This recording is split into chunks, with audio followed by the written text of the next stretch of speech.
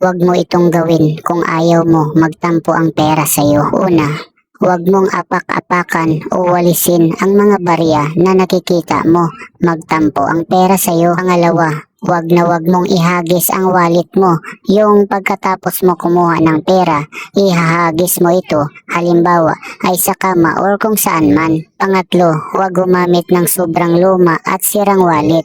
Huwag mong hayaan na yung pera mo ay luma ang paglalagyan nila o luma ang magiging tahanan nila. Pang-apat, huwag mong ipatong ang wallet mo sa lamesa pagka-uwi mo galing trabaho dahil meron itong kaakibat na kamalasan. Ikaw kaibigan, kung gusto mong ayaw magtampo sa'yo ang pera, huwag na huwag mo itong gawin. At kung gusto mo pang mga ganitong klaseng content, mag-like, mag-share at mag-subscribe na rin sa aking YouTube channel.